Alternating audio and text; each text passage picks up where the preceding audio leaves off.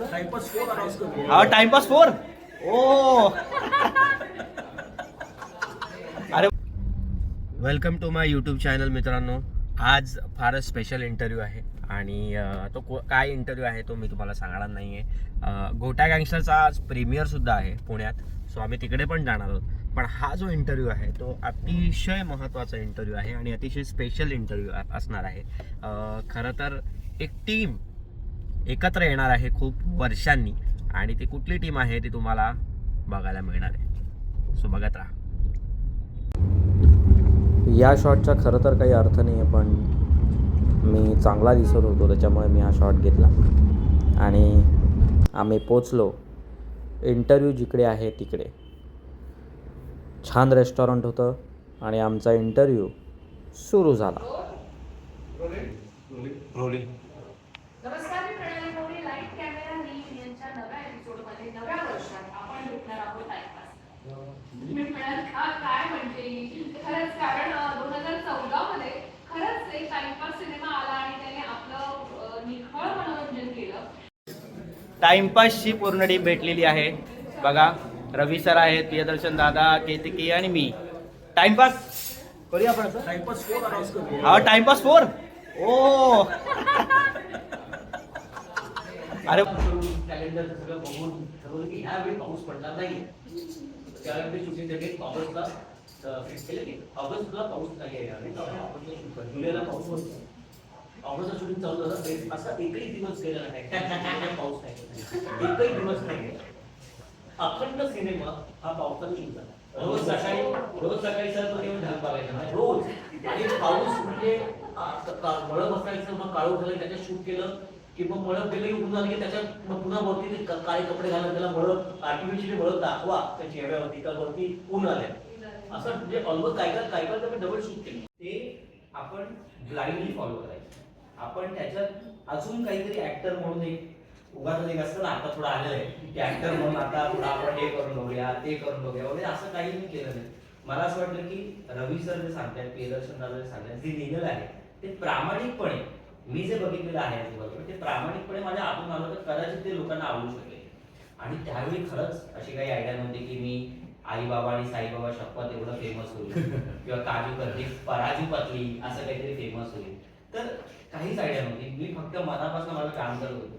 आणि मला असं वाटतं की आता एकांकिका करणारी जी मुलं आहेत त्यांचा जो प्रामाणिकपणा असतो ना, तो प्रामाणिकपणा कदाचित लोकांना जास्त भावला दगडूच्या रूपात आणि तो लोकांनी जास्त कनेक्ट केला. आणि तो मला असं वाटतं की प्रत्येक माणूस दगडूला अजूनही घरचा समजतो. म्हणजे आजही माझा कुठलाही सिनेमा आला तर लोक हे नाही म्हणत की प्रथमेश परत सिनेमा आलाय, लोक हे म्हणतात की आमच्या दगडूचा सिनेमा आलाय.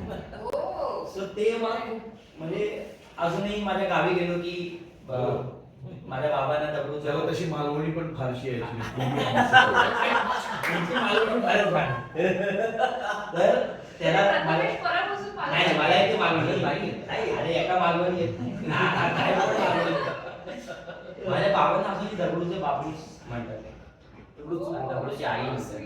मग आता माझ्या बायकोला पण दगडूची बायकोच म्हणतात. सो हा प्रवास सुरू आहे मला असं वाटतं आणि तो प्रवास असा सुरू राहावा मला वाटतं. म्हणजे ऍक्टर म्हणून मी वेगवेगळं काम करण्याचा प्रयत्न करतोच आहे, पण ते जे दगडू म्हणून किंवा दगडूच्या रूपाने प्रथमेश पण त्यांच्या घरात पोहोचलेला आहे. सो ते तसंच राहावं आणि तसंच प्रेम करत राहावं असं मला वाटतं. सो थँक्यू सो मच परत एकदा तुम्हाला मालवणी शिकवलं. मला मालवणी शिकवलं त्याच्यामुळे हे पण मजा होती आहे. म्हणजे तुझं सांगू का, या टीम मध्ये एवढी पॉझिटिव्हिटी आहे, म्हणजे इतकी मजा येते या सगळ्यांना भेटायला. म्हणजे आम्ही एकत्र काय काय केलेलं आहे सांगू पण नाही शकत, इतकी मजा केलेली आहे आम्ही. आणि काय होतं ना त्यावेळी म्हणजे शूटिंगच्या दरम्यान मला त्यावेळी ताप पण आला होता. डेंग्यूची साथ होती, डेंग्यूची साथ. आणि मला वेळ लागली, आम्ही जे शूट केलेलं आहे, अरे बापरे, पावसात आम्ही टँकर मागून शूट केलंय 12 तास. आणि ते ठाण्याच्या पाईपलाईन आहे तिथे झालंय ना. अरे खूप. आणि आम्ही हाय स्पीड मध्ये करायचो. खूप साऱ्या गप्पा झाल्या, मजा आली आणि त्याच्यानंतर पेटपूजा सुरू झाली. रेस्टॉरंट खूपच छान होतं, नॉनव्हेज खूप छान मिळालं तिकडे खायला. आणि मग आम्ही फायनली निघालो आणि रस्त्यात प्लाझा थिएटर दिसलं जिकडे मला आठवतं आहे की 2014ला टाईमपाससाठी फुल गर्दी असायची आणि तिकीट काढण्यासाठी म्हणून लोक तिकडे जमा झालेले होते आणि त्याच्यामुळे ट्रॅफिक व्हायचं. सो हा आमचा प्लाझा सिनेमा, जिकडे माझं पहिलं पोस्टर लागलं होतं ॲज अ हिरो म्हणून. तर आमचा इंटरव्ह्यू संपलेला आहे मित्रांनो आणि आता चाललेलो आहोत आम्ही पुण्याला. हे बघा, अटल ब्रिजला आहोत. इंटरव्ह्यू फारच मस्त झाला. काही काही फुटेजेस मी टाकलेले आहेत आणि तुम्हाला टाइमपासच्या टीमला परत एकदा बघून कसं वाटलेलं आहे तुम्ही कमेंट करून सांगा. आणि 3 जानेवारीला टाइमपासला 12 वर्ष पूर्ण होणार आहेत आणि फारच भारी भारी आठवणी या इंटरव्ह्यूमध्ये आम्ही सांगितलेल्या आहेत आणि नॉस्टॅल्जिया फिलिंग आहे. तुमच्याही काही टाइमपासबद्दलच्या आठवणी असतील त्याही मला कमेंट करून सांगा आणि ब्लॉग बघत राहा, कारण आता गोट्या गँगस्टरचा प्रीमियर बाकी आहे आणि त्याच्यात पण आम्ही खूप सारी धमाल करणार आहोत. आणि हे बोलत असताना संतोष शर्मा परत एकदा झोपलेले आहेत. ते बघा, ते कधीच जागे नसतात. सुमित बोक्सेही आलेला आहे आणि इकडे गणेश, तू आगे देख यार, आगे देख यार, तू आहे का शॉट में, आहे का? गणेश लगेच कॅमेराकडे बघायला लागला. पण आता भेटूया मध्ये मध्ये, थोडं खायला पण थांबू आम्ही. लुक बघायला थांबा. बघायला थांबा आणि ह्याचाही एक लुकचा शॉट मध्ये कधीतरी टाकू आपण. तो राहिला ॲक्च्युली या लुकचाही तुम्हाला शॉट, कारण आम्हाला जे टेबल दिले होते त्याच्यात काही लुक दिसलेलं नसेल, पण ह्याचाही टाकू आणि प्रीमियरचाही लुक आम्ही करणार आहोत, तोही बघा. आणि लुक करणारा माणूस तोंड वर करून झोपलाय, पण ठीक आहे, हरकत नाही. चलो भेटूया. अटल ब्रिजचा शानदार व्ह्यू. रस्त्याचं काम आता सुरू झालेलं आहे अटल ब्रिजवर. आत्ताच बनवलं आणि लगेच काम सुरू झालं. मी पुण्याला जाताना नेहमी शॉर्टकट घेत असतो आणि हा तो जुना घाट आहे, घाटाचा रस्ता आहे. तिकडनं मी जातो, कारण मेन लोणावळ्यात जे आहे, लोणावळ्याचा जो ब्रिज आहे तुम्हाला सगळ्यांना माहीत असेल, तिकडे खूप ट्रॅफिक असतं. म्हणून आम्ही या रस्त्याने जाणं नेहमी प्रिफर करतो. आणि फार मजेशीर रस्ता आहे. हे बघा, मस्त व्ह्यू असतो तिकडे, छान सनसेट. लोक एन्जॉय करण्यासाठी येतात इकडे. काही माकडं, काही माणसं आणि काही माकडं माणसं. आणि नेहमीप्रमाणे माझी गाडी अडवली गेली. नियम तोडले म्हणून नाही, तर साहेबांना फोटो काढायचा होता म्हणून. तर अशा प्रकारे आम्ही पोचलोय. 7ला पोचायचं होतं आमचं, 7:45 झाले आणि आता पार्किंगमध्ये चेंज करायचं. त्यांनी हॉटेल वगैरे केलं होतं पण आम्हाला लेट झाला आणि कॉस्ट्युम चेंज करून आता आम्ही जाणार आहोत प्रीमियरला गोट्या गँगस्टरच्या.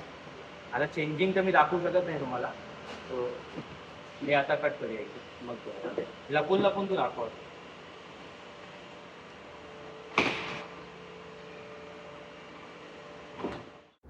चेंज करताना शॉट घेतलाच आणि मग मेकअपला लाईट वगैरे नव्हती. आम्ही कसा तरी पटापटा मेकअप केला, कारण वर लोक थांबले होते. वर मी आलो आणि मला कळलं की मी चुकीच्या लिफ्टने आलो. बाजूचा जो PR वाला आहे तो मला म्हणत होता की अरे या लिफ्टने यायला पाहिजे होतं. पण ठीक आहे, मी फायनली पोचलो. आणि ही आमची टीम, हे प्रोड्युसर्स आहेत सगळे. यांच्या चेहऱ्यावरचा आनंद खूप भारी होता, कारण गोटा गँगस्टर नुकताच रिलीज झालेला आहे आणि इथे मी ॲक्टिंग करताना, स्टाईल मारताना. आणि पब्लिक मला वाटतं आत बसली होती, कारण मला थोडा उशीर झाला. फायनली मी थिएटरमध्ये जाणार होतो, पण त्यांनी मला अडवलं आणि सांगितलं की गपचूप इथे उभा राहा गोटा गँगस्टरच्या पोस्टर. मी प्रामाणिक नटासारखा उभा राहिलो. आणि हे आमचे दिग्दर्शक राजेश पिंजानी सर आणि वारंग सर जे ॲक्टर आहेत या गोट्या गँगस्टरमध्ये, त्यांची खूप आठवण येत होती. त्याच्या आधी सगळ्यांनी प्लीज 2 मिनिटं आपण उभे राहूया आणि राजेश सरांची आठवण काढूया. कारण मला असं वाटत होतं की ते जर या शोला, आणि आशिष वारंग सर सुद्धा, सो त्यांच्यासाठी आपण 2 मिनिटाचा एक सायलेन्स वाढूया प्लीज. या सायलेन्समध्ये खरं तर राजेश पिंजानी सरांची खूप आठवण येत होती. आणि खरं तर लोकांना सिनेमा आवडला हे ऐकून लोकांकडनं खूप भारी वाटत होतं, कारण हा सिनेमा थोडा 2017-18 साली आम्ही शूट केला होता. आणि ही आमची सगळी स्टारकास्ट आहे. श्रीकांत यादव सर, अश्विनी गिरी मॅम, ऐश्वर्या आणि खूप भारी भारी कामं झालेली आहेत सगळ्यांची. प्रत्येकजण येऊन प्रेमाने भेटत होतं आणि सांगत होतं की खूप मस्त झालेला आहे सिनेमा. आणि हा विनोद जो सगळ्यांना सांगत होता की सगळ्यांनी प्लीज हा सिनेमा लोकांपर्यंत पोचवा, कारण अत्यंत प्रामाणिकपणे राजेश पिंजानी सर आणि संपूर्ण टीमने मिळून हा गोट्या गँगस्टर केलेला आहे. तुम्ही जर बघितला नसेल तर प्लीज आत्ताच्या आता तिकीट काढा, फॅमिलीसोबत हा सिनेमा एन्जॉय करा. सिनेमा आहे गोट्या गँगस्टर आणि फुल मजा येईल तुम्हाला, एन्जॉय करा. पूर्ण फॅमिलीला घेऊन जा. आई, बाबा, बहीण, काका, काकू, आजी, आजोबा, गर्लफ्रेंड असेल तर गर्लफ्रेंडला घेऊन जा, बॉयफ्रेंड असेल तर बॉयफ्रेंडला घेऊन जा आणि गर्लफ्रेंड नसेल तर दुसऱ्यांच्या गर्लफ्रेंडला घेऊन जा. पण जा, कारण हा सिनेमा खूप प्रामाणिकपणे आम्ही केलेला आहे. आणि काही फुटेजेस एन्जॉय करा आणि नक्की माझ्या चॅनलला लाईक करा, शेअर करा आणि सबस्क्राईब करा, कारण या सगळ्या गडबडीमध्ये मला या व्हिडिओचा एंड करता आलेला नाही आहे. पण आय होप की तुम्ही समजून घ्याल. आणि हे जे प्रेक्षकांची एक्साइटमेंट आहे त्याच्यामुळे मला वेळ मिळाला नाही आहे. सगळे जे रिलेटिव्ज आहेत ते सगळे फोटो काढत होते. स्टारकास्टचे काही रिलेटिव्ज होते ते सगळे फोटो काढत होते. आणि आमचा गोट्या गँगस्टर आता नक्की सिनेमात जाऊन बघा. कोणीही टी व्हीवर यायची वगैरे वाट बघू नका. छोटे छोटे मुलं, आजी आजोबा या सगळ्यांनी एन्जॉय केला सिनेमा आणि त्यांच्या चेहऱ्यावरचा आनंद तुम्ही बघू शकता. तो आनंद बघून मला खूप आनंद होत होता. लहान मुलांनी स्पेशली हा सिनेमा खूप एन्जॉय केला आणि त्यांना खूप आपला वाटला. तर तुम्ही सगळ्यांनी प्लीज थिएटरमध्ये जा आणि गोट्या गँगस्टर नक्की बघा. Okay, bye.